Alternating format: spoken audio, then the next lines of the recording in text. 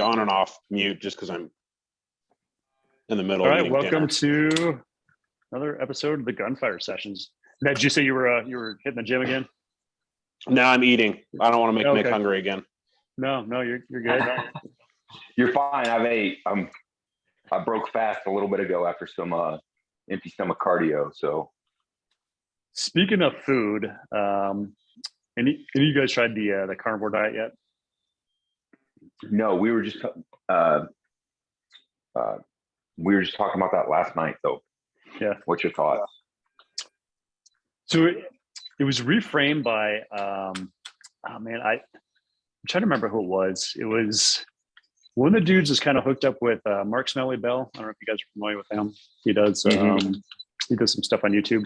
But one of his dudes, he mentioned he's like, he was a nutritionist, but he's obviously a beefcake, kind of powerlifter, strongman kind of guy. He was like, he reframed it as, think about it as the ultimate elimination diet. And that's kind of your starting point where he starts people at, to then reintroduce foods and see what they can tolerate. Because he's like, you just go down to the base, and after that you start with fruit next, and then after that you can add something else, and after that add something else, and just kind of see what they tolerate. That was sort of the conversation Austin and I were having last night. Like, he was talking about like one of the other guys he read about is like meats and fruits. Yeah. Like, he brought fruits back into it to get some of those vitamins that he needs, etc., that kind of thing. Carbs, sugar. Yep. Yeah. Because I know Joe Rogan had tried the original strict one and he was not doing so well. And then the second time around, he added fruits in. He's like, oh, workouts are fine. Everything's good now. No problem. Yeah. Yeah, I just listened to that Joe Rogan podcast while painting the other night, and he was talking about that. And I think if I go back to that, I think it'll be meat and fruit, because that's left to my own devices. That's all I ever really want to eat anyways. So pretty much. I mean, that's kind of what I think about. Like, when I'm like, all right, I got to cut everything back. Like, that's pretty much what it goes down to, is like, all right, it's cheaper just to get that. And B, it's just like you're getting all the nutrients and everything else you need. So you just kind of do it. Yeah. Tell you one of the things I've been doing recently, which I'm unlike you, when I am left to my own devices, I like grains a lot, but I have cut gluten down to nothing. Nice. Like, very, very, very little gluten. The difference in my joints has been amazing. I was telling the guys last night, we were talking about nutrition, was my wife loves pasta. So she wanted some pasta the other night. So we had pasta. And I had a very, very little small portion of tortellini. And literally the next day, my hands were aching. And I hadn't done any jiu-jitsu, hadn't done any gripping, no gun firing, nothing, none of those things that would normally cause that hand pain. Sure. And I'm like, yep, 100% gluten, man. Yeah. And start cutting it down, like, or just know when you have it, like, you're going to be sore and stiff, but it doesn't do anything to my belly or anything like that. Interesting. In terms of like messing up my gut health, I don't feel bad, but it's just, I feel it in my joints like almost immediately. So if you still want the pasta experience, I've had pretty good luck with like the quinoa based pastas. Because like I went, I don't seem to have any problems with gluten sensitivity, but I'm just trying to reduce that stuff. And that's, once it's cooked and you have sauce and whatever else on it, it all just tastes like pasta. Yeah. So I'm when I do want that pasta experience and that little bit of that extra carb, I'm using a lentil pasta that's gluten free, and a little bit lower in carb, but really I just try and stay off of it as much as I can. I think that that Siesta company that I got the chips and stuff from before. I think they've got a pasta, but I want to show you guys this one because it's it's kind of dangerous. I found these the other night. I don't know if it'll show it, maybe in front of my face. Mexican shortbread cookies, grain free. It's like Siete, that's the name of it. It's like that's. Yeah, I've got some of their taco shells in my cupboard right now. Yeah. They've got pretty decent stuff, and it's all grain free. So it's not healthy, but it's not as bad as most of the junk out there. So it's definitely a compromise. Right. Yeah. I mean, it's when you want to have that little bit of cheat meal with a little bit of carbohydration, it's a nice little difference to have. But yeah, getting off the gluten's made a huge difference, man. Was I don't know if I probably mentioned to you guys before. Rob Wolf a couple of years ago was talking about just clean eating, whether it's paleo or not. Obviously that was his thing, but he was saying most humans can get away with it for a certain period of time, and then there's an age you hit, and all of a sudden you just can't. You just have to. That's when you have to make the switch, or at least just acknowledge that you're going to have issues. If you do. Yeah. And again, that's like what, if I know I'm going to have it, if it's, we go to a wedding or something and that's what they're serving kind of thing. Sure. And you just know you're going to do some more mobility tomorrow, the next day, and have a little bit of joint pain and then get back strict with it and go with it. But day to day, trying to stay off of it's been a huge difference for me.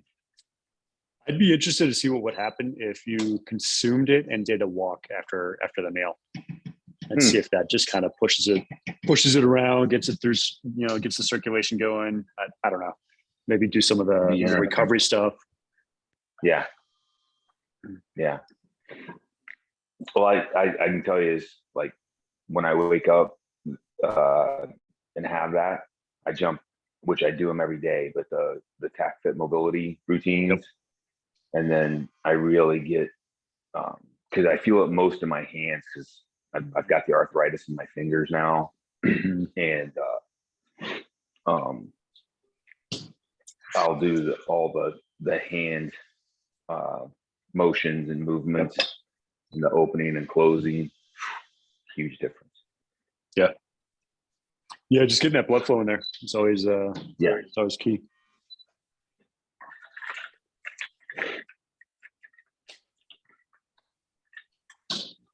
Well, I guess we can, if you guys want to chat, like kind of conversion of training from gym stuff to sports stuff. I actually just started watching the Avs game. They're playing and they're already up 2-0 because every time I watch, they score. I mean, that's obviously, I'm obviously the key to the entire team.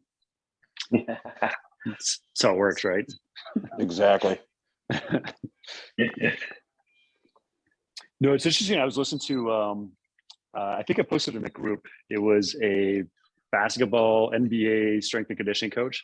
And he was talking about the microdosing of training. I don't know if you guys got a chance to listen to that.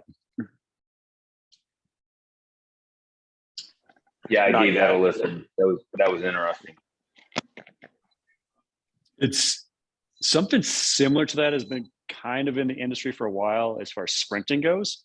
A lot of these coaches are like, yeah, you should sprint every day, even if it's just, a 10-meter sprint or something like that. And you could even do it, and you time it all the time. It's kind of the big thing is that frequency is generally more important than the actual volume or intensity. It's just getting reps, especially at high speeds.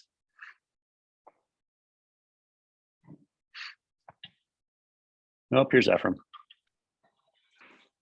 Yeah, it's similar in combat sports. You see some folks talking about like doing just a little bit every day. Like if you're just doing a little bit of wrestling every day, it's better than long wrestling sessions, especially maybe once we get into season. So Ephraim, to catch you up, we talked a little bit about nutrition, carnivore diet, adding fruit. And then we were just talking about the, I don't know, did you get to listen to that MBA strength and conditioning coach on microdosing and training? I did not. Basically much of anything. Yeah, basically the gist is like for his teams, instead of doing one session, because they have 3 to 4 games a week, they'll do generally 2 to 3 micro sessions of 10 to 15 minutes throughout the day, before game, after game. That just depends on the schedule. Interesting. So it keeps so they're keeping them like the input up while not overly getting into it, just because they're going to be hitting the output with all the games throughout. Okay. Yeah. So gotcha. so like part of his strategy was stimulate pre-game, but then do your adaptation type stuff post-game. So like you've already had your peak in the game, so now it's just like, all right, let's go ham, get some gains in. But pre-game, it's all about stimulating the nervous system. Okay, awesome. Makes sense. Definitely makes sense. So we were going to talk a little bit about the conversion of the training we've been doing to actual practical activities. And I guess Ephraim, you had the latest test, and I wanted to get you and Mick on shortly after that because he had a competition around the same time. I was hoping to get you guys on together, but schedules didn't work out. But now I got both of you on. So yeah, I took another one too. Okay. After that, and I scored better on the run this time. I backed off a little bit on the deadlift, just because I kind of gamed it a little bit this time. In my own defense, I kind of gamed it a little bit because of so looking at the scoring past 90% in the deadlift, if I just hit 90%, I don't have to add the 40 extra pounds on the deadlift. Instead, I can just hit 300 and get 90 on that. So I just dropped that and I made it up on the run for the time. But 577 or excuse me, 578 was the overall, and I don't know how it's going to go next time after with this ankle. Yeah, it's I have to say though, I've been doing the reset, Cal's reset, and I've been really hitting a rehabilitative, normal rehab stuff, but a lot of vitamins, a lot of collagen, and like I said, the Reaper and everything. So it's been, I mean, I'm weight bearing already on it. I'm not running, but I can pretty much walk without any pain whatsoever if I pay attention to it. I can even go up on my my toe. So the strength is it's kind of funny though. So my right, it's my left ankle this time, and I've never rolled my left ankle. That one has always been my strong ankle. So when I did it, I was like, oh man, now I got 2 bad ankles. But on balance, so I have throughout the day, I do 5 minutes of balance or blocks of balance each foot as part of that recovery. And I had my right ankle, which is all tore up and everything, is still not as good as my current hurt ankle is with balance. So even sprained, my left one is still better than my my old tore up one. But just kind of goes to show the damage you can actually do and still be strong enough to compensate to continue on. But no, doing all right. I'll be all right. Were you able to find a RPR guy? Or not RPR? Yeah. ART? No, not here. I did find one, but they're down behind the fence at the Dev Guru compound, and I don't feel like kind of dealing with those guys right now. So Mm-hmm. it's usually a pain in the butt to go talk to those guys for anything. So, but outside of that, it's a good. It'll be all right. I'll be fine. We have an in-house therapist, and he's from the regiment, so he's been pushing me through some stuff. And even if need be, afterwards, after the healing, he said he hit me with some dry needling if need be too. So that's always helped me in the past for some old stuff. You guys have those compression boots there? Because that helped with We do. my knee pretty good. Oh yeah. Yep. Nope. I use that today. Compex. So I use the Compex, the E-Stim. I find helps with the blood flow, just getting the muscles working. But you're weight bearing already, and you're on your feet, so I mean it's not as bad. Yeah, those are kind of the big ones. And then ART, if you can get some red light therapy. I don't know, Pulse EMF. I think is kind of like everybody's like, yeah, it's cool, but I don't know if we actually know if it does anything. Like, right on. I told you I'm all for that anecdotal stuff sometimes, or the blind test. Like if it works, it works. It's the same principle to me when I first like taping, right? Like KT tape, that can the kinesiology tape. It's just like, well, what does that really do? And damned if mentally sometimes it works. And it does just enough to increase the blood flow and everything, just enough to provide support and everything, that it really does have a benefit, when in certain applications, it's not a magic silver bullet, but there's something to it. So interesting, K-tape, actually the physiology behind it is that if you wrap it correctly, what'll happen is it stimulates the nerves on the skin, which then go and deeper, into the muscle also. Yes. Yep. Which can enhance performance, but if you tape it wrong, it's the opposite, and it can mess it up. Decrease. Yep. Yeah. I've seen some. So I had a buddy who got banged all up. Had weird story, but so a crane, I work over where the divers are, and so one of the dive cranes swung around and caught him, like cracked his ribs and everything like that. And he had a K-tape, like guy was like, we can help you out on this one. And where the K-tape was applied, like within several days, that next week, he didn't have bruising anymore there, but he had bruising all around. So it looked weird. It looked like he got wrapped up by like a octopus that stung him, because the K-tape places had completely allowed the body to move enough nutrient, blood, and everything to fix those swelling and bruising in those areas where it was on. But then where it didn't cover, those were still purple, blue, and yellow. It was kind of wild. Yeah, that's pretty interesting. I haven't heard about the bruising stuff with the KT tape. Yeah, it was wild. Like it truly. When I saw it, I was like, oh, well, that's totally weird. Again, one of those things where I wouldn't believe it unless I saw it. So what else have you guys noticed from a performance standpoint, from the old culture of gym numbers to actual, movement outside the gym? Like what I talked about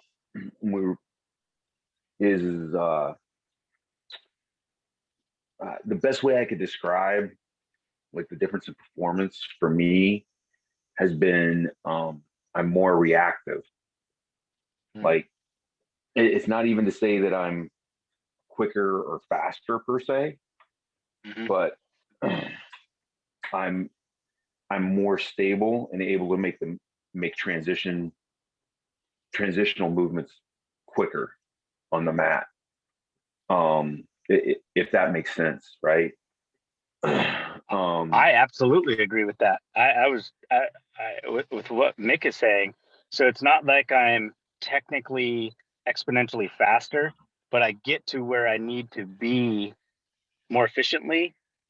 Almost like if you're drawing and shooting. If you draw and present and then shoot, and then compared to drawing, prepping the trigger while you're moving to target, onto that sight picture and target and firing. So the shot breaks faster, not that you moved faster. You know what I'm saying? Yeah, exactly. And in things like you know, my first match at Worlds at the end of last year, you know, I think I told you this, Nathan, like the dude went to sweep me at one point, and I basically did a one-handed cartwheel. And I'm like, never in my 20 years of doing jiu-jitsu have I done cartwheel passing. And I didn't pass him, but I kept him from sweeping me, and then put myself in a position where we ended up in a scramble. And then I got into my A game spot before he did, and then I scored points. And that's just that reactiveness. It's just that ability to move and react. And like, that's the biggest thing. Like my long-term training partners talk about is like, your hips are just boom, where they need to be. Boom, where they need to be. And it's like, there's no, nothing impeding my motion. Yeah. I wish I would have known about this stuff like 20 years ago. Yeah. I agree. I was talking to David Wang about this. Like, if you know, we had known about this, you know, earlier in, like, I don't know where the hell I'd be, because it's pretty awesome. Like on my side, I've felt more springy. Is that the word? Like that's a good word for it, right? So, you know, even you know, last year or 2 years ago, getting up off the floor, I'm just like, you know, and I'm not out of shape, but it's just like, just kind of creaky a bit. You know, climbing up a tree is just like, kind of, can I still do it? Absolutely, but it's just like kind of issues. But now, like, just the other day, I was cleaning out the gutters and I just jumped off the roof. Like, I was good to go. I didn't think about it even twice. Like, that's the stuff that I would have done, you know, almost 20 years ago without thinking. And now I'm back to that springiness and not feeling that that brittleness of my body, if you would. Right.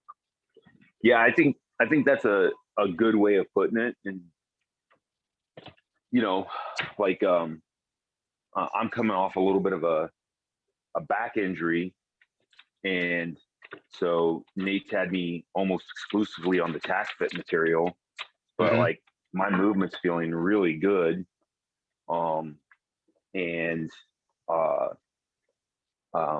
you still have that springiness in there a little bit, but you know, we were just talking, we're going to get back on pushing some weight so that we can continue that development. But you don't see like a lot of guys at this stage having that kind of reactiveness or that springiness as much. You know, a lot of guys, their game becomes very much the power game. Yep. I definitely agree. That springiness and recovery time. So my recovery has that's one of the best things that I've liked, is been the ability to push really hard, and then back off and then hit it again and again and again and again, and still have that ability to peak out at the levels, you know, that are previously would have pushed me, you know, like getting tired and fatiguing very quickly, whereas now, you know, I'm ready to go again. You know, it's almost like, as they say, you know, no cardio like fight cardio, right? You know that better than anybody right now. So it's that recovery time is there for many things. A lot of the stuff I now, the output, I can sustain the output longer without a penalty in the long run. And so the PT, the ACFT, for example, like I did my sprint track carry, I just went balls to the walls just to see what I could do on this one. I was racing one of my young troops who's a monster in his own right, 25-year-old, 200-pound monster, and who does like freaking what 6'10" back squat just the other day. Just a monster. Anyway, but he's quick too. So, but sprint drag carry was 1:12. I finished it in, and I was ready to go for the run right after. Like I wasn't like I was tired, but then like within 2 minutes or so, when we moved to the leg tuck station, like I was already ready for the run. Like there was no penalty on my run for that.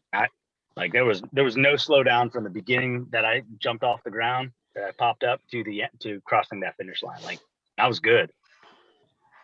Right. The interesting thing too is the cognitive shift in, like, the training doesn't necessarily replicate the performance in the way you think it do. Because I think a lot of young guys are just like, go smash, go hard, because that's how the test is. But yet a lot of this stuff is like 5 seconds, 7 seconds, 10 seconds, except for, the glycolytic stuff, which is a little bit different, but that's a pretty limited volume of time total. It's a lot of it is just, very, very short, but, limited rest periods in between. And you just build that aerobic capacity on top of everything else. And you just recover so much faster. I'm pretty, it's pretty cool. I mean, am I breathing hard? Yep. But then pretty soon, pretty quick, again, couple minutes, I'm ready to, do a sprint drag. I think we're going to mess around as soon as my ankle's better. We were talking about how many sprint drag carries we could do, like what the threshold was before we really started slowing down, and not making. So we were going to set up, like 5 sets of sprint drag carry, and then time them, get our average time, and then do for a couple more, just to see what we can get out of it, but it's it's pretty. Sprint drag carry is a lot of different movement all together, Yeah. So no, and without doing, it's kind of funny. So I have not practiced the ACFT this entire time. I've just done this program, so it's not like the translation isn't there. So it definitely has that pay off. Again, I don't know what the ACFT is going to look like, so wink, wink, nod. But yeah, next Thursday, the Sec Army will make an announcement, and then you didn't hear it from me. So, Nathan, you're going to have to scramble that. Yeah, it's all right. I'm Air Force. We don't care. Yeah, we can walk on our PT test now. So. We might not be too far behind you. This reminds me of PT test. What are those? We haven't done those since the academy.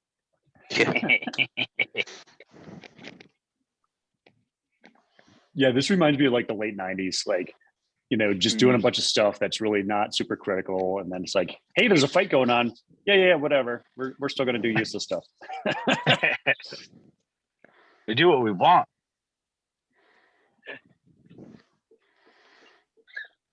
Yeah, I am excited to get assigned to Eielson, because that's a very busy range base. So there's like actually work to do. Cool.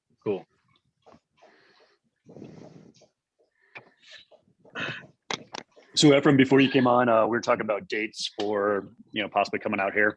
Oh yeah. Let me see. I think so. It's looking like closer to June. When's your PCS? Not sure. I don't have orders yet, but okay. They're pending. More than likely, I'll be moving in May. Okay. So not a big issue. Whatever the group decides that they can do, I will adjust mine to because I'm the odd man out. So how it's going to work for this ride is I'll probably be moving first, and I won't move the family until like I find the house and all that jazz. Sure. So it's going to be a little while. I mean, it might be even, right before school starts, August, something like that. Before. So I'll have time. What do you guys think about the weekend of Friday the 17th to the 19th? of June. I'm very hypothetical, but sounds great. Okay. There's a lot of unknowns for me between now and then, but yeah. Yeah. What I'm looking at too from the combat development group, like we'll just be finishing up a download week before we go into high quality strength. So I think that might work out. Yeah, I don't have anything on my schedule right now that's showing for that weekend anyway. Right now, that schedule looks pretty good with me. Obviously, I have to firm some stuff up with the fam. But I could do that because I don't leave for Iowa until the 22nd or the 21st at the earliest to get my kickboxers out there. And I would even say, I mean, bring out your families and stuff. Like if you guys want to come and see Colorado, like it's not looking for anything super structured, more just like hang out and, explore the mountains and have fun, maybe have a couple barbecues or whatever. Heck yeah. Nice. Yeah, that might be a pretty, actually, that might be pretty, I might make that a family like road trip. We might even drive our asses out there. That might be a fun time. We should be able to get some camping in before the smoke. So that's kind of like by July, there's a lot of smoke from the fires. Okay. So we should be able to get some camping in, hopefully. But if that's a thing, maybe I'll see if I can get some, I'll start looking at like camping sites and reservations and whatnot, just see if we can get something. Okay. Yeah. We are all, yeah, that's what I was just thinking. I was like, we're due for another family camping trip anyway. So that'd be a good state to get some of that in. The military's got the free National Park Pass. Efren's gonna National Lampoons it. Heck yeah. Absolutely. I'm down. No, this sounds even better than before. So yeah, okay. I'm gonna start making prep plans then. If that's the weekend for you guys, then I'm gonna just let me know and I'm gonna start doing some planning on my end. See how we can make this happen. I think looking at it, I'm not 100%, but I know last year I think we got that Juneteenth as a 4-day, so it's probably a weekend. It is a 4-day. It is. Yeah. Because they're going to give the Friday is the training holiday, and then Monday is Juneteenth observed because Juneteenth is on a Sunday this year. Sunday. Yeah. So I mean, I'm off on Mondays. So Friday is pretty easy to take off. If that's going to be a 4-day, yeah, that's actually probably going to work out pretty well. Oh yeah. No, I'll be cool. In theory, I'll be moving then, so. And I should have some extra fudge days. I have no clue how long they're going to give me to drive from Florida to Alaska, but I imagine it's at least a week or two. Oh, it's what? It's 10 days for anything Alaska. If you're on the east side of the Mississippi, it's a 10-day plus 2. So a 10-day plus 2 is up to 12 days for military on the last table that we have for travel. Okay. Authorized travel. Now, does he get technically you're supposed also? to not go more? Sorry, two of you were talking. Yeah, I was gonna say, does he technically get permissive TDY also? Yeah. I'm sure I can finagle some, an extra few days in there or something like that. Yeah. Mm-hmm. Absolutely. So I figure I can probably get to Colorado in about 2.5 days from here. Get the boring part of the drive out of the way, and then take my time getting up to actual Alaska. Semi-related. So I did open up the speed camp today. I don't know if you, especially Efren, I don't know about your daughters with soccer, but basically, so basically what it is it's a 6-week speed development course. Monday and Thursday are basically the same workouts. That way Monday's kind of like a practice, and then Thursday's like go ham and like get your numbers in. Slowly builds up over 6 weeks. It's designed for kids that like don't have a track experience but are playing team sports. But it goes all the way up to pretty much any adult that's playing rec sports. It's preferable if you have a track, but it's not necessary. Like you could use a basketball court. You could use a football field or whatever if you want to do grass on the times and stuff like that. So it's pretty easy. there's a coupon code. What I do, FAST, FAST 2022 will get you half off, just because I don't know how kids are going to do with an online speed camp, especially, you know, it's very technical, but at the same time it's not, if that makes sense. So I kind of want to like try it out and see how kids like it on the sports stuff. But it's based off the Feed the Cats from Tony Holler and those guys, and Cal's kind of tied into those guys, along with what's his name, the other guy from up in the Midwest. But anyways, it's kind of based off that, and does a little bit of a RPR introduction towards the end also. So that's kind of the gist of it. I'll see what if my oldest and middle, they both are on the JV and varsity high school team. So Okay. Definitely see what they can muster into it. In fact, before I forget, I'm just going to drop it into the group right now. Okay. Awesome. Yeah. I'll add it up anyway. The other thing too is that you can. It's only 2 days a week, so like you can add it into any schedule where you got practicing games and stuff like that. Just shift the days you do it on. So it's pretty simple to work into any other program. Now, if they feel comfortable with it after that too, I've got that. I think I dropped that 1 week speed development in the weight room portion of it. Okay. So there's that too, which you can do in conjunction, since once you start getting to high school, you could probably do both, but more so probably in the off season than an end season. Right.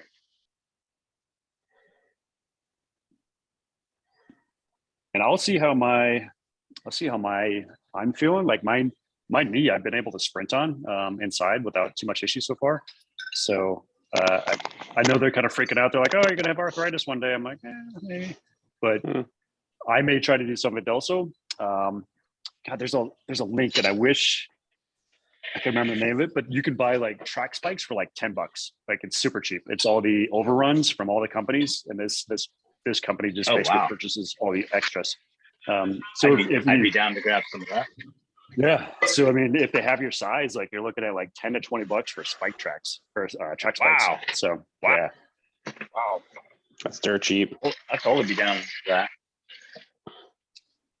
The semi-related, speaking of shoes, because you know we're always into shoes. I got the Zero Zelen while they were on their little introductory sale. I only get the sales now just because of the sizes going out so quick. But I don't know if you guys knew, if you do the ID Me thing, they do have military, and I believe probably tied in with that law enforcement discount. So you don't necessarily have to wait for the sales. You can just have that applied to your account. And it automatically sets your account up for it. Okay, that's cool. Yep. So every time you purchase something that's like not on sale, it'll just automatically add the discount, which is nice. That's direct with Zero? Yeah, direct with Zero. Nice. And I want to say it's 20% off. Which is pretty decent. Yeah, it's not bad. Which is right now what the new shoes are on sale for, but they sell out so quick. I mean, some of those sizes and colors, they were gone within hours. So how do you like those, Nathan? Those what is it, the Zellas? Is that the... So I literally just got them. I picked them up yesterday. I stopped by Doc's, he fixed me up, and then we did a quick video. He's going to post that at some point. But basically, the gist of that shoe, the way I would describe it, is it's got an HFS sole, but it's thicker, potentially heavier, if that makes sense. It's almost, it's like so it's a little bit heavier, but I would say the rear of the shoe is more structured like the Prio, but not quite as structured. But it's more structured than the HFS, and then the front is like full mesh, so it's super breathable up front. So it's interesting. So I haven't got a chance to actually play with them yet. I was going to do it today, and I just didn't get to it yet. But tomorrow, I'll get a little bit before I go hit my max heart rate runs. Nice. Yeah. So working on the ATG stuff and the tack fit stuff, I'm finally back to running on treadmills. And I'm bouncing between a Reebok CrossFit shoe and the HFS, and I'd be interested in trying that Zella to see if it'd be the good mix between the two for running on the treadmills. I suspect it might be, but I do have to get some reps on it. The sole, me and Doc both picked it up and we're like, it's a little bit heavier and feels a little bit thicker than HFS, but then it's more breathable. So it's going to be an interesting mix. I know they said they designed it for running, probably because a lot of people are like, hey man, I can't run on pavement on this. Like, this is awful. Yeah, the Prios are no fun. No. And I've honestly fallen a little bit out of favor with the Prios just because. So I know a lot of people said that they're sloppy or they're slappy, like they kind of slap on the ground. And a lot of the people in the zero group are like, oh no, it's just your form and technique.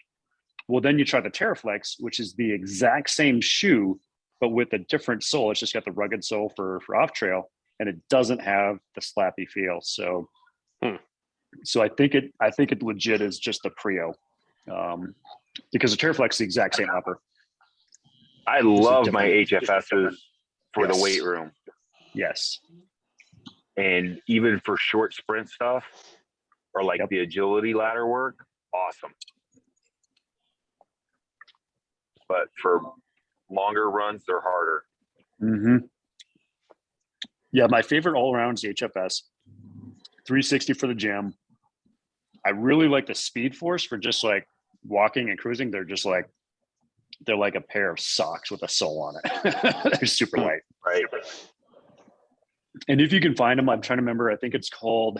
Let me look it up. I want to say it's Extenex. Let me see what those laces are called.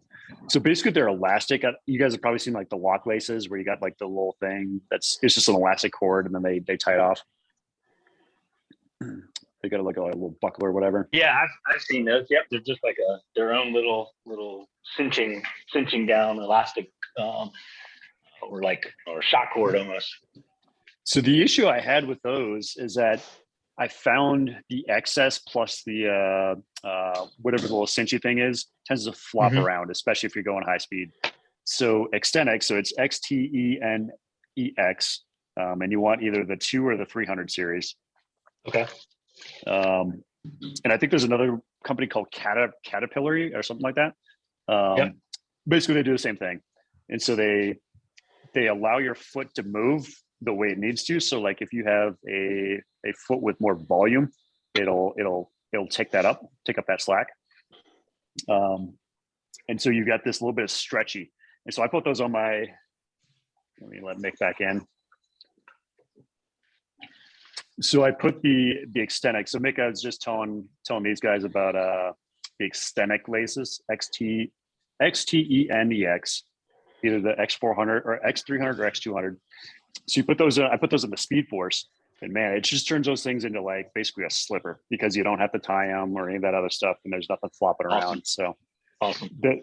The catch is though is that they recommend like a 30 or a 40-inch shoelace, and I've been using the kids lace at 20 inches just because I just don't need that much. So depending on the volume of their foot, you probably don't need the full size. Right on. I just took a pair of my old New Balance minimalist shoes that have a hole in the sole and cut the laces out and wear them as house slippers and dog walking shoes now. Yep. Yeah, and I unfortunately, wish they went back to those. They're good ones. They're Minimus 101s. I wish they made those proper again. They keep changing. Yes, and they're not as good anymore. That's good to know.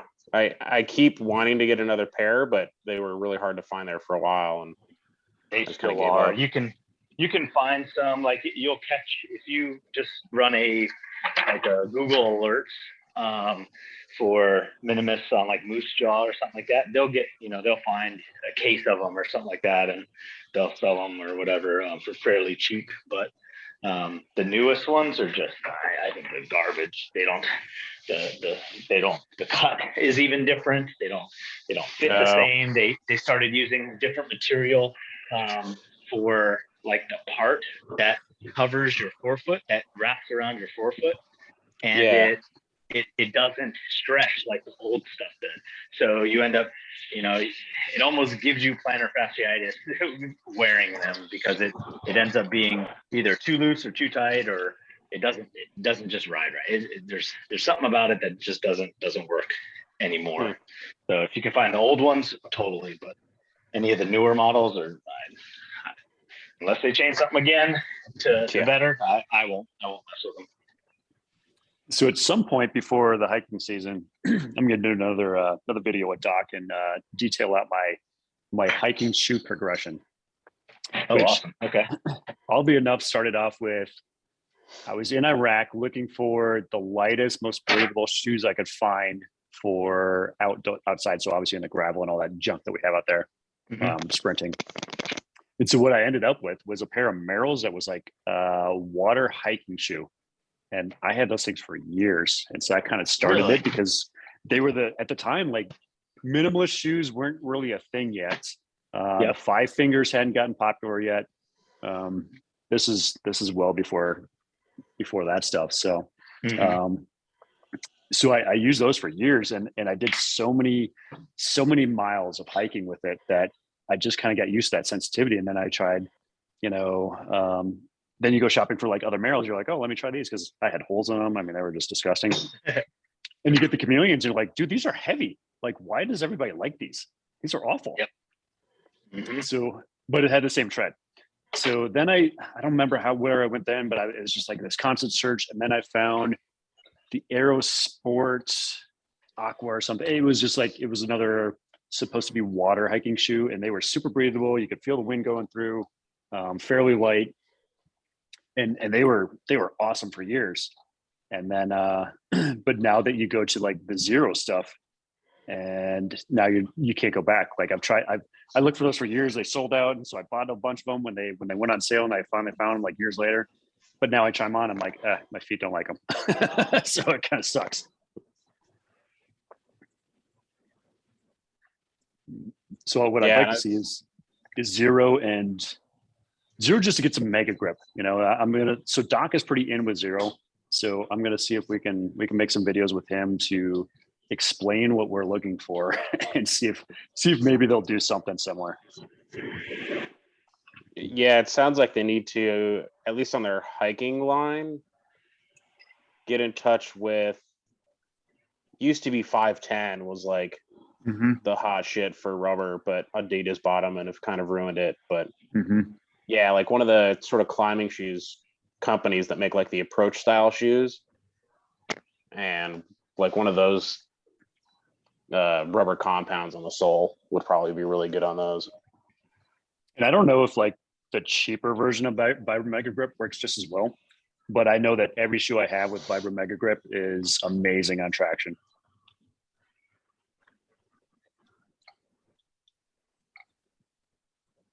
Yeah, I'm trying to think. Yeah, I've got a pair of hiking boots with some kind of Vibram sole on them, but yeah, it's like there's not a lot of tread, but there's a ton of grip, and I really like how it is.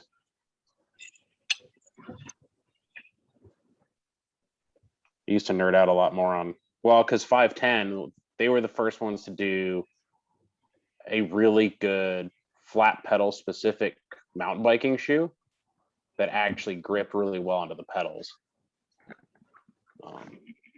And then those were just the answer. If you wanted to ride flat pedals and mountain bike, you just got 510s. And then I think 10 years ago or so, Adidas bought them out. And then the last change, and now the quality sucks. They still use the 510 rubber compounds, which are really good, but everything else about the shoe is kind of gone down the toilet. So there's another company, Ride or something like that, that's making something similar to what 510 used to be. So being a smaller company, they may be up to working with somebody like Zero. as far as sharing rubber tech. Yeah, that's probably the biggest complaint I have with most zero shoes is their traction. Now the HFS is fine for what it does. The 360 is actually really good on gym stuff. They just have not solved the trail, which, for most trails, if you're just like on dirt, it's perfectly fine. You can get the Mason Trail and it's no big deal. But when I went to Yosemite, I almost broke my ankle several times because it just doesn't stick to granite. You get that slick, smooth granite with a coat of dust on it, where 2 years prior I'd been in my Merrell shoes and I had no problem sticking on anything, same conditions. And with these, I was just sliding all over the place. I find slightly different shoes on my end, just for the fact that I have a fairly wide range of shoes, just because on my right foot I have a almost no arch anymore from that posterior tibial tendon tear, but I end up using. I prefer a lower drop, more minimalist shoe for most things, but I end up putting like a semi-ortho insert into them. Like Superfeet has a custom that you can get them ordered, and they have like a cork bottom. And if not anything else, I'll put the harder green Superfeet in. Just for the support that I need for longer term use and running and everything like that. Otherwise I'll fatigue my feet pretty quick. But those I'm a wide variety, as long as it has a good toe box in it and it doesn't have me up on my tiptoes, or my heels aren't not stable, then I'm down. I'll have all kinds of shoes.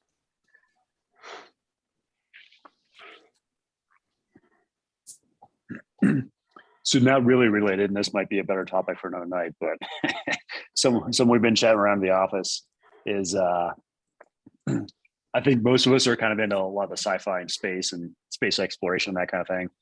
But we have not had a human in space longer than 14 months, I think is the longest. And so the question going around is, as we start looking at the evolutionary process of the human body, physiologically, will a generation of babies born on another planet actually survive? Never seeing wind, or I should say never feeling wind, never seeing sunlight from natural sources without a filter of a glass, no germs, no bacteria, everything's clean. Like, can they survive that first generation? Like, obviously humans evolve, but I just don't know that we can get them to evolve in another environment. See, and I think the misnomer there, though, is technically it's not an evolution, it's an adaptation, right? And I'm just being a weird word person on this one, right? But like, when it comes down to it, adaptations can happen pretty quick. But your timeline that you're talking about, one generation, they might not like there might in that first generation they might manifest some weird stuff because of the lack of a stimuli, because that's the thing that creates all of that, either a true evolution or a adaptation. The stimuli is everything. And so when you're lacking something that genes have hard coded in, and I'm no doctor, but that's everything. I think you might hit the nail on the head on that one. That might be pretty wild. So, and I think the caveat is, this is assuming that there's no environment to live in, versus, this is something where, like, say you're on Mars, like, we're not going to change the environment on Mars to be a human can just walk out unexposed. Another Earth. Completely exposed. Yeah. So I think without that, I just don't know how the human bodies were going to respond. Like, they just had a Canadian space study on their astronauts that they did not recover their red blood cells 12 months after returning. So if that's happening just from, a short visit to the ISS, Yeah. I don't know that an infant can survive a non-climatized environment. Have there been any like generational studies on small mammals like mice or anything like that? Because that would be, I think, the next big clue in that puzzle of like, if mammals can do it, then theoretically we should be able to. Yeah. But I don't know if that's ever been done. Well, do you guys remember? Oh, go ahead. No, I was just gonna say, that dude who we had in space for the year, right? He had all kinds of problems when he came back to Earth. Yes. And not just like bone stuff. Like there were some, just like you said, there were some lack of things that kind of messed him up. Well, and I don't know if you guys remember. So this is just the physical side, right? So do you guys remember Earth 2? Like back in the 90s, they put those people in the desert in like little bubble, and they're like, "Hey, let's see what happens." Biodome. Yeah. Yeah. Remember how we never heard the end of it? Oh yeah. Yeah. It's What happened with that? Yeah, they all went crazy and tried to kill each other. Like legit. Whoa, that's cool. I remember No I shit. remember Wow. hearing something about that. Yeah, like they started having all kinds of cognitive and mental health problems. Yep. And they had to shut it down. And that was on Earth. So Wow. So combine that with the physiological changes, and then you put all that mental health stuff in there. Like, it'll be interesting to see what happens when we start putting people on Mars and the moon and whatever these other space station kind of things are going to be. Yeah. Wow. Yeah. It's pretty neat. I think it's all awesome and amazing. But I'm a land lover. Like you leave my ass right here. I mean, unless it's got some scenery, like I don't know, like I'm assuming that there's probably some scenery in Mars, kind of like Arizona, but just without plants. Yeah, which I do like a good desert, but some trees is nice too. No ocean, no trees. That stuff always gets me. What was that one sci-fi movie where they wake up, they were all frozen or whatever, cryoed, and then they wake up and the ship is like all chaos. They have like cannibals and shit, because it turns out that they were instead of 100 years, they were in for like 1,000 years, and so they had whole like societies built around. What was that movie called? Dang, I can't remember. They were supposed to be going to another Earth or whatever. And turns out it was pretty wild. It was a good one, but no, that's my fear. Like, I'll be all right. I'll stay on old polluted Earth. It'll be all right. Yeah. I'm not gonna outlive it anyway. You guys have read Savage Wars, haven't you? Hell yes, one of my favorites, man. That shit is awesome. The Savages. Yeah, we're getting closer and closer to that. Like the uplifted soon. Yeah. Well, it's funny you're reading it, and like this was made, this was written a couple of years prior to I would say the last couple, and you're like, well, they called that pretty much spot on. Yes. Oh, I know. It's been pretty. Those guys are kind of scary with some of the stuff that they've come up with. And you're like, oh. Mm-hmm. There's yeah, that's cool. Kind of again off topic is have you guys heard of like the fourth turning? I think me and Ephraim have talked about it, like the good men create good times, which creates soft men create bad times, blah blah blah. So there's a larger cycle to that is like the empires. So you got like the Dutch, the British, and obviously us and whatnot. So you've got an 80-year cycle, which is kind of that good times, equals good men, etc. So that's your 80-year cycle, and then you've got a 250-year cycle, and then anytime you have threes, it's always bigger and larger. And so you have the social, political, basically kind of human cycle, which is 80 years, and then you have a technical cycle or technological cycle and a financial cycle, and they're all kind of intertwined. Mm-hmm. So then you got the 250-year cycle, so that's basically 4. Well, then if you look at it, they're all, if you look at history and just, assuming that these are a legit model, they're all coinciding this decade. So it's going to be Nice. wild. That's right. No, Awesome. that's what you were telling me, that like it's like a super cycle because Yeah. they're all coinciding, or converging on this one. So yeah, that's Now the interesting part is what, that baby. the 250-year cycles flip-flop back and forth between like a Renaissance type, artistic, a little bit more emotional, and then a industrial revolution type, more mechanical, engineering, etc. So the theory is that we're actually due for a Renaissance 2.0.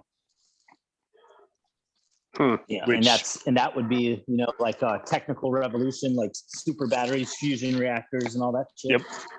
Yep.